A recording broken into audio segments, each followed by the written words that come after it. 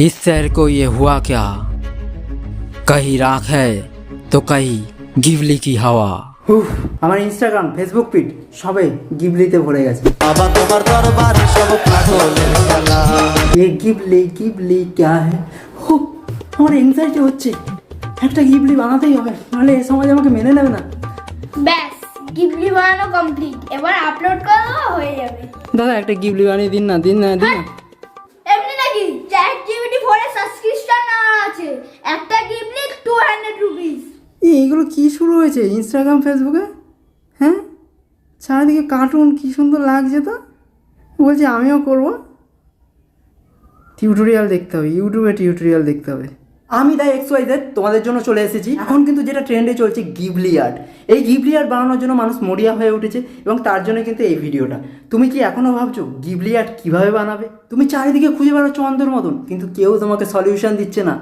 তবে আমি আজকের XYZ এই ইউটিউব চ্যানেলটা তোমাদের সমাধান খুঁজে দেবে, তোমাদের শেখাবে কীভাবে তোমরা ফ্রিতে, হ্যাঁ ফ্রিতে, ভিখারির বাচ্চাগুলো ফ্রিতে কীভাবে তোমরা গিবলি আর্ট বানাবে। কমেন্ট 2 মিনিট হয়ে গেছে।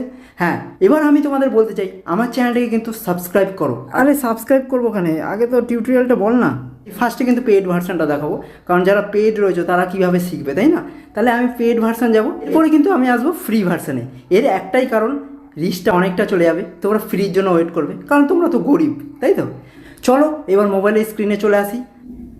এমা, এই যে সেটিংসগুলো দেখাচ্ছে তো সেই সেটিংস আমার নেই। হ্যাঁ, তো দেখতে পারলে তোমাদের শেখালাম কীভাবে তোমরা ফ্রিতে গিবলি আর্ট বানাচ্ছ। সবাই করছে কার্টুনের মতন ক্যারেক্টার, আমি করতে পারছি না। কী করে করছে? তোমরা খালি ভাবো, তোমাদের থেকে হাঁটুর বয়সে আমি ছোট্ট একটা ছেলে তোমাদের গিবলি আর্ট বানানো শিখিয়ে দিলাম। দেখো গরিবের বাচ্চাগুলো, দেখো তোমাদের ফ্রিতে শেখালাম। এর বদলে আমি কী চাইছি? আমার চ্যানেলটাকে সাবস্ক্রাইব। সবাই কার্টুন হয়ে যাচ্ছে কেন এরকম?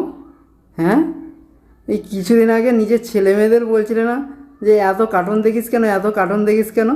এখন নিজেরাই কার্টুন হয়ে যাচ্ছ। বাহ, কি হিপোক্রিট বাবা মা তোমরা, বলো। হ্যাঁ, কী সব উল্টো পাল্টো পাগলগুলো খেপেছে। আমাদের জেনারেশনটাই ঠিক আছে, কোনো এসব চাপ ফাপ নেই, সব অ্যাংজাইটিতে ভোগে। তারপরে এই বয়ফ্রেন্ড হয়েছে, গার্লফ্রেন্ডকে বানিয়ে দিতে হবে, অনেক চাপ ওদের। আমরাই ঠিক আছে, আমাদের সময়টাই ভালো ছিল, এইসব ছিল না। এই যত দিন যাচ্ছে সব খিচুড়ি হয়ে যাচ্ছে, খিচুড়ি। দেখলে সবগুলোকে পাগলের মতন মনে হয়।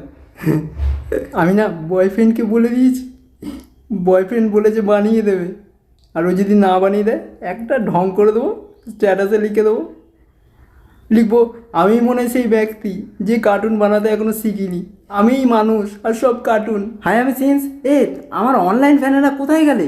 সবার গিবলি আর্ট তৈরি হচ্ছে, আমারটা বানাও। আমি তো ডিসঅ্যাপয়েন্টেড হয়ে যাচ্ছি। অবশ্যই বানিয়ে আমাকে ট্যাগ করো, আমি কিন্তু শেয়ার করবো তোমাদের নাম দিয়ে। আর আমি বাংলা বলতে পারছি, বুঝেছো? আমি তার মানে ইন্ডিয়াতে চলে এসেছি, আর 2 দিন ধরে আমি ইন্ডিয়াতে রয়েছি। আমার অনলাইন ফ্যান্সরা অবশ্যই আমার গিবলি আর্ট বানিও।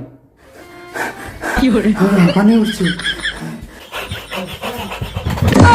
তো আপনারা দেখলেন একটা ছেলে অ্যাংজাইটিতে ভুগে খালি ট্রেন্ডের চক্করে নিঃশ্বাস ত্যাগ করল। দাদা ওটা নিঃশ্বাস না, শ্বাসকষ্ট হয়েছে ওনার। আরে যাই হোক, মারা তো গেছে নাকি? তো আমি আপনাদের একটাই কথা বলবো, এরকম ট্রেন্ড থেকে দূরে থাকুন এবং নিজের মস্তিষ্ক বিকশিত করুন। আমি 96.5 ঘন্টা এরকম খবর নিয়ে বারবার ফিরে আসবো। সঙ্গে থাকবেন, ভালো থাকবেন, ট্রেন্ডকে দূরে রাখবেন।